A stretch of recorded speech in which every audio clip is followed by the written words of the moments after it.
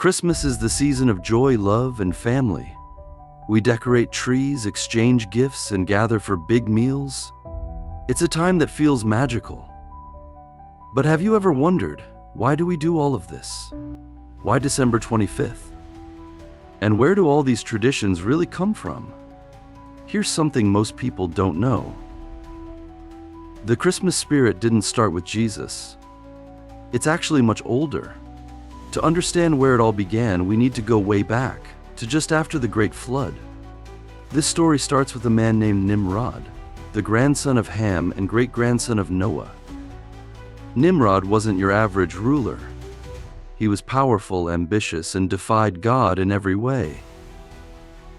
He's the guy behind some of the first big cities in history, like Babel and Nineveh. His name, Nimrod, even comes from a Hebrew word meaning, he rebelled. In his rebellion and contempt for God, Nimrod even married his own mother. But Nimrod's story doesn't stop there. According to ancient accounts, after he died young, his mother-wife, Semiramis, came up with a way to keep his legacy alive. She claimed that Nimrod wasn't really gone, he had become a god. Then she added a wild twist. She said an evergreen tree sprang up overnight from a dead tree stump, symbolizing Nimrod's rebirth.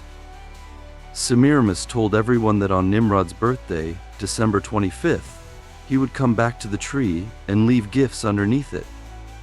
People loved this story.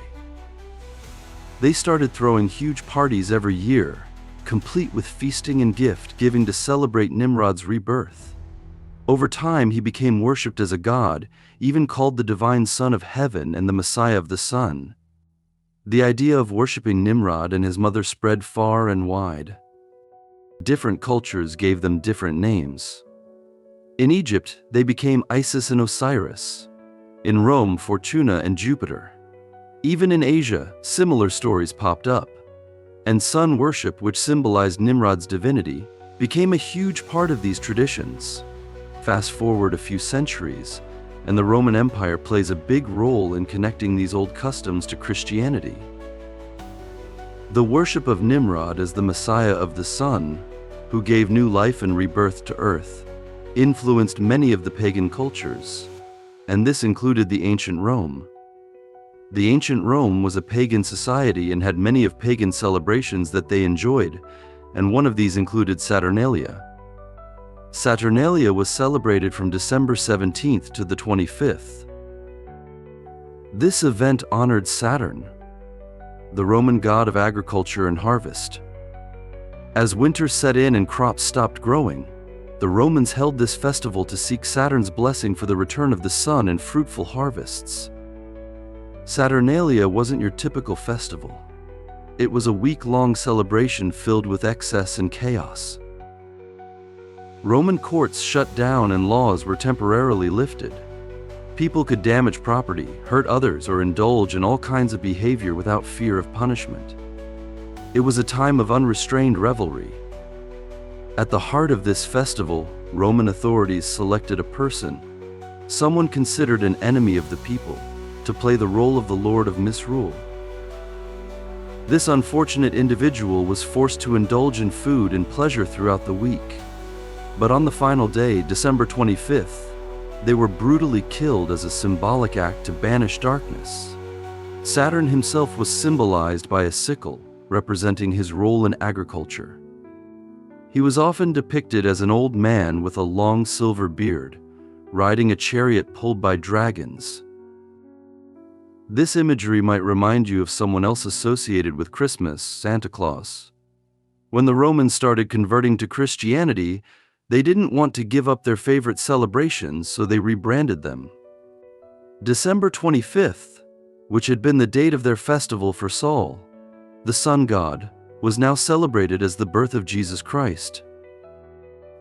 They later attributed figures like Santa Claus to Saint Nicholas, who was a Roman bishop that had gifted people during his time. But this might just have been a nice cover-up on the original figure behind these celebrations. The legend of Santa Claus also intertwines with Norse mythology. In Germanic pagan traditions, Odin, the leader of the wild hunt, was celebrated during Yule, a festival similar to Christmas. Every winter, Odin rode his 8-legged horse, Sleipnir, across the skies, covering vast distances quickly, much like Santa's sleigh and reindeer. Children would leave their boots near the chimney filled with treats like carrots and straw for Sleipnir. In return, Odin rewarded the children's kindness by leaving gifts and sweets in their boots. But Odin's journey was not an innocent one. He was said to lead the wild hunt, a ghostly procession that roamed the skies during the Yule season. This hunt was a terrifying event. According to the tales, anyone who saw it would be cursed or even snatched away by the spirits in Odin's retinue. Sound familiar? These traditions had nothing to do with Jesus or his birth, but were instead rooted in pagan beliefs, even its ornaments and decorations. The Christmas tree, with its evergreen branches symbolizing eternal life, may have echoes of these ancient traditions and heavily tied to Nimrod. During Saturnalia, Romans also decorated trees.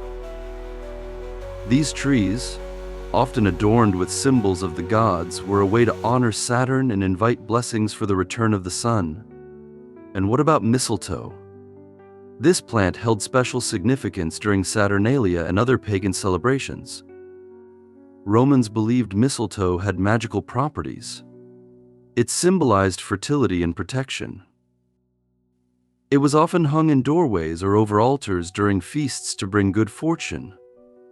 The custom of kissing under the mistletoe comes from these fertility rituals, though its roots are anything but romantic by today's standards. On the surface, it might seem like no big deal. But here's the question: does slapping a new label on something really change what it is? If you paint a leopard spots, it's still a leopard, right? The early Christian church never celebrated December 25th as Jesus' birthday. In fact, for centuries, there was no celebration of his birth at all. But this began to change after the Roman Emperor Constantine converted to Catholicism. Constantine's conversion brought a flood of pagans into the church, many of whom were attached to their traditional celebrations like Saturnalia. To make Christianity more appealing to these converts, church leaders allowed them to maintain their festivities. The solution? They declared December 25th to be the birth of Jesus, replacing the Roman celebration of Sol Invictus, the invincible sun, with a Christian label. In practice, however, little changed. The drinking, feasting, and revelry continued, now under the guise of honoring Christ. This change wasn't embraced by all. Many early Christians recognized the pagan roots of these customs and rejected them outright. They saw them as incompatible with true worship of God. The Bible itself speaks against such practices. In Jeremiah 5, the prophet warns, "Hear the word which the Lord speaks to you, O house of Israel. Thus says the Lord, do not learn the way of the Gentiles. Do not be dismayed at the signs of heaven, for the Gentiles are dismayed at them. For the customs of the peoples are futile, for one cuts a tree from the forest, the work of the hands of the workman with the axe. They decorate it with silver and gold. They fasten it with nails and hammers, so that it will not topple. They are upright, like a palm tree, and they cannot speak. They must be carried, because they cannot go by themselves. Do not be afraid of them, for they cannot do evil, nor can they do any good." These customs weren't new. They dated back even before the birth of Christ to ancient pagan worship practices. When the Roman Church introduced these celebrations, many Christians resisted recognizing their origins. But over the centuries, these pagan elements were rebranded and eventually accepted. By the 20th century, companies like Coca-Cola solidified modern Christmas traditions with advertisements featuring the Jolly Santa Claus, turning the holiday into a global phenomenon. Now, some might argue, why does it matter if we celebrate worshiping Christ? But here's the thing, Jesus never asked us to celebrate his birth. In fact, the Bible gives no command to honor his birth as a holy day. What we do know is that Jesus was very intentional about what he wanted us to remember. His death and sacrifice, symbolized in the Last Supper when he instituted the practice of communion. The Bible also warns us against adopting pagan practices and blending them into the worship of God. In Deuteronomy 12:29-32, it says, "When the Lord your God cuts off before you the nations whom you go in to dispossess, and you dispossess them and dwell in their land, take care that you be not ensnared to follow them after they have been destroyed before you, and that you do not inquire about their gods, saying, 'How did these nations serve their gods? That I also may do the same.' You shall not worship the Lord your God in that way, for every abominable thing that the Lord hates they have done for their gods, for they even burn their sons and their daughters in the fire to their gods. Everything that I command you, you shall be careful to do. You shall not add to it or take from it." God's instructions are clear. He warns against mixing true worship with practices rooted in paganism.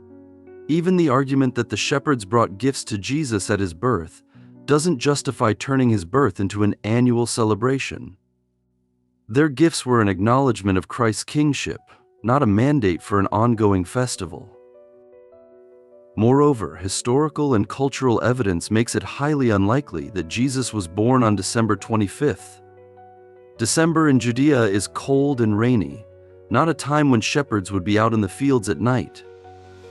The Bible cautions us in Colossians 2:8, "See to it that no one takes you captive by philosophy and empty deceit, according to human tradition, according to the elemental spirits of the world, and not according to Christ." When we mix human traditions with the worship of God, we risk turning what should be sacred into something profane. Christmas, with its pagan roots and modern commercialization, becomes less about Christ and more about human tradition. As believers, we are called to worship God in spirit and truth, not through practices he never ordained. What about the spirit behind Christmas? At first glance, Christmas appears to be about joy, generosity, and celebration. But when we dig deeper, we see that the behaviors associated with this season, excessive drinking, gluttony, crime, and even an increase in violence, don't reflect a Christian spirit. Instead, they mirror the debauchery and chaos of Saturnalia, the pagan festival from which many Christmas traditions originate. What then is the spirit of Christmas? It is earthly, indulgent, and far from holy. James 3:15 describes such a spirit as earthly, unspiritual, and demonic. This spirit, originating in pagan worship, has intoxicated the world under the guise of Christianity. It's a counterfeit spirit, a tool of the devil to distract people from true worship. Sometimes things sound good, or even look good, but that doesn't make them right. Proverbs 14:12 warns us, "There is a way that seems right to a man, but its end is the way of death." Many people, while seemingly religious during the Christmas season, go through the motions, attending church, offering prayers, and singing carols, but their hearts remain far from God. As Jesus himself said in Matthew 15:8-9, "This people honors me with their lips, but their hearts are far from me. In vain do they worship me, teaching as doctrines the commandments of men." The decorations and festivities often glorify paganism, but which is inherently tied to demonism. Associating God's name and word with these customs desecrates his name. One of the 10 Commandments explicitly warns us, "You shall not take the name of the Lord your God in vain, for the Lord will not hold him guiltless who takes his name in vain." His truth about Christmas may not be an easy one to learn, especially about a holiday so beloved and ingrained in our culture. But it's a necessary truth if we are to worship God in spirit and in truth. Understanding the origins and meanings of these traditions allows us to decide whether they truly honor God or not. Now that you've seen this perspective, how do you feel about it? Will you stop celebrating a holiday rooted in pagan practices? Or if you choose to continue, why? Share your thoughts in the comments, we'd love to hear your perspective. And if you found this video thought-provoking, don't forget to like, share, and subscribe for more content like this. Together, let's seek the truth and live it.